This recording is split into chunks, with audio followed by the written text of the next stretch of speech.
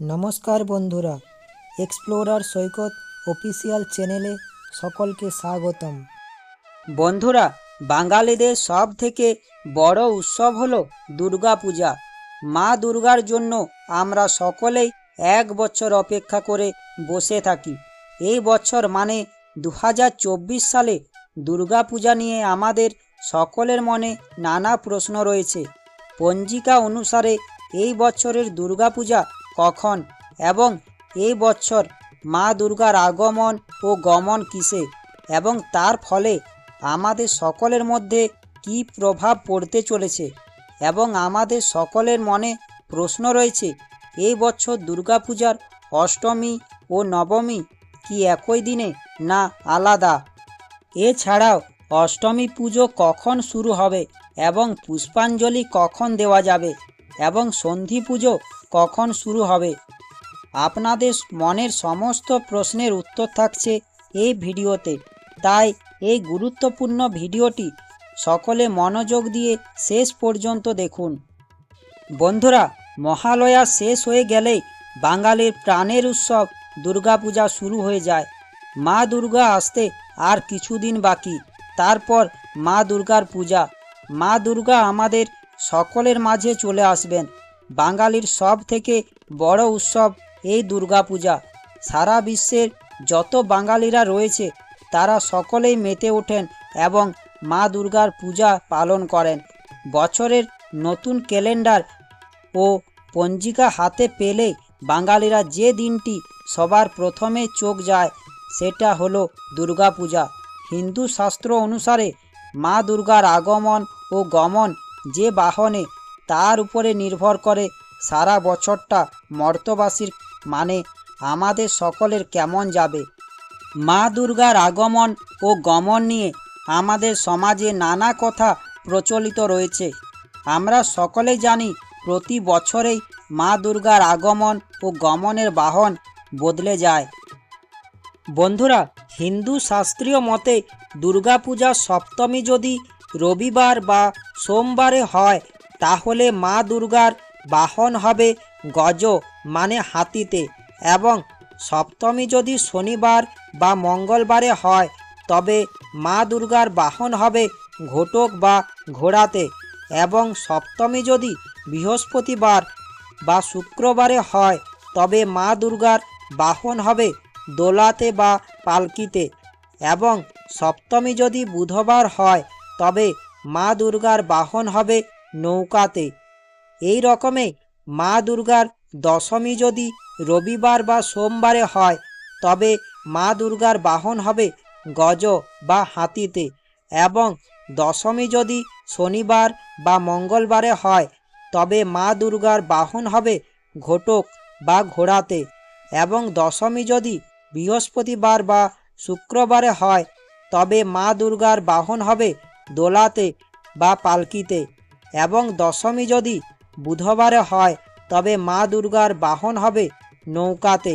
বন্ধুরা, মা দুর্গা এই সমস্ত বাহনের মাধ্যমেই মর্তে আগমন করেন এবং কৈলাসে গমন করেন। বন্ধুরা, এবার বলবো এই বছর মানে 2024 সালে মা দুর্গার আগমন ও গমনের বাহন কি।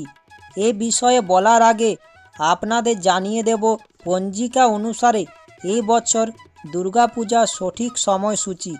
এই বছর দুর্গাপূজার মহালয়া পালিত হয়েছে 2রা অক্টোবর বাংলায় 15ই আশ্বিন বুধবারে।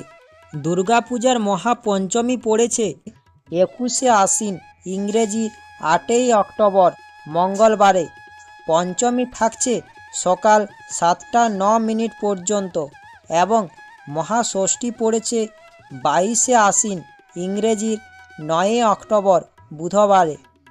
মহাষষ্ঠী থাকছে সকাল 7টা 32 পর্যন্ত, এবং মহাসপ্তমী পড়েছে 23শে আশ্বিন ইংরেজি 10ই অক্টোবর বৃহস্পতিবারে। মহাসপ্তমী থাকছে সকাল 7টা 25 পর্যন্ত, এবং মহা অষ্টমী পড়েছে 24শে আশ্বিন ইংরেজির 11ই অক্টোবর শুক্রবারে। মহা অষ্টমী থাকছে সকাল 6টা 48 পর্যন্ত। সন্ধি পুজো হবে অষ্টমীর দিন সকাল 6:24 থেকে 7:12 মধ্যে সন্ধি পুজো সম্পন্ন হবে। বন্ধুরা, অষ্টমী ও নবমী একই দিনে পালন হবে না। মহানবমী ও মহাদশমী একই দিনে পালন হবে। মহানবমী ও মহাদশমী পড়েছে 25শে আশ্বিন, ইংরেজির 12ই অক্টোবর শনিবারে। মহানবমী থাকছে ভোর 5:44 পর্যন্ত, তারপর মহাদশমী পড়ে যাবে। আপনারা দুর্গাপূজার যে সময়সূচি জানতে পারলেন তা পঞ্জিকা অনুসারে। বন্ধুরা, আপনারা ভাবছেন অষ্টমী পুজোর অঞ্জলি দেওয়ার সময় কখন? আপনারা অঞ্জলি দেবেন অষ্টমীর দিনে। অষ্টমীর সময় থাকছে সকাল 6:48 পর্যন্ত, তাই এই সময়ের মধ্যেই অঞ্জলি সম্পন্ন করবেন। বন্ধুরা, এবার বলবো এই বছর মা দুর্গার আগমন ও গমন কিসে এবং তার ফলাফল কি হবে। এই বছর দুর্গাপূজার সপ্তমী পড়েছে 23শে আশ্বিন, ইংরেজির 10ই অক্টোবর বৃহস্পতিবারে। তাই শাস্ত্র অনুসারে এই বছর মা দুর্গার আগমনের বাহন হল দোলা বা পালকি এবং বিজয়া দশমী পড়েছে 25শে আশ্বিন, ইংরেজির 12ই অক্টোবর শনিবারে। তাই শাস্ত্র অনুসারে এই বছর মা দুর্গার গমনের বাহন হবে ঘটক বা ঘোড়া। এবার মা দুর্গার দোলাতে আগমন, তাই এর ফল হচ্ছে দোলায়াং মকরাং ভবেৎ, মানে বিভিন্ন ধরনের মহামারী, অশান্তি, বিশৃঙ্খলা, অশুভ ছায়া থাকছে। অন্যদিকে মা দুর্গার ঘটকে গমন করবেন, এর ফল হচ্ছে ছত্রভঙ্গ স্তরঙ্গমে, অর্থাৎ যুদ্ধ এবং সামাজিক ও রাজনৈতিক অস্থিরতা বৃদ্ধি পাবে। নানাভাবে অস্থিরতা বাড়তে পারে মর্তলোকে। এই বছর মা দুর্গার আগমন ও গমন দুটোই খারাপ। বন্ধুরা, মা দুর্গার আগমন ও গমন যদি গজে বা হাতিতে হয় তবে খুবই ভালো। মা দুর্গার আগমন যদি গজে হয় তাহলে মর্তলোকে শস্য শ্যামলা থাকবে ও সুখ সমৃদ্ধিতে ভরে উঠবে, এবং গজে গমন হলে বসুন্ধরা শস্য শ্যামলা হয়ে ওঠে। মা দুর্গার আগমন যদি নৌকাতে হয় তবে এর ফল হলো বন্যা। অনেকে মনে করেন চারিদিকে ফসল ভালো হয়, এবং মা দুর্গার আগমন যদি ঘটকে বা ঘোড়াতে হয় তবে এর অর্থ হলো সামাজিক ও রাজনৈতিক পরিস্থিতি এলোমেলো অবস্থা, যুদ্ধ, বিপ্লব এইসবের ইঙ্গিত। বন্ধুরা, মা দুর্গার আগমন ও গমন যাই হোক না কেন, মা দুর্গার আগমন আমাদের কাছে আনন্দ এনে দেয়, কারণ দুর্গাপূজার এই কটা দিন সকলে সমস্ত দুঃখ কষ্ট ভুলে আনন্দ করেন। এই বিশ্বে যত বাঙালি আছে তারা সবাই মা দুর্গার পূজা করেন এবং সমস্ত মানুষ এই উৎসবে যোগ দেন।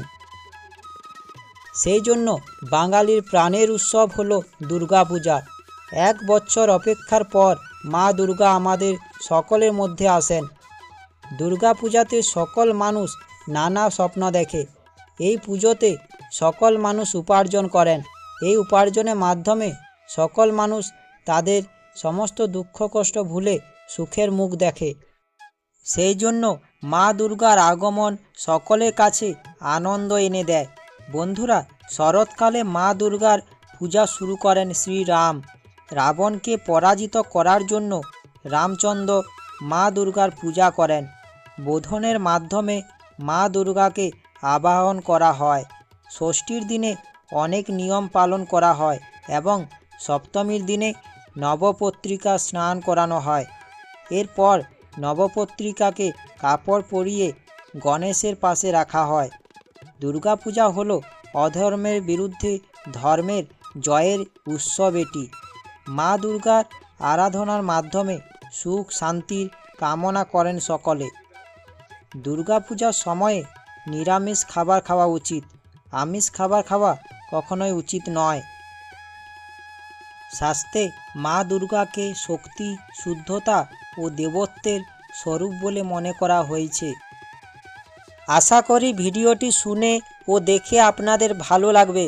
ভিডিওটি দেখে ভালো লাগলে চ্যানেলটা সাবস্ক্রাইব ও লাইক করার অনুরোধ রইল। ভিডিওটি সকলের কাছে পৌঁছেও দেওয়ার অনুরোধ রইল। ধন্যবাদ।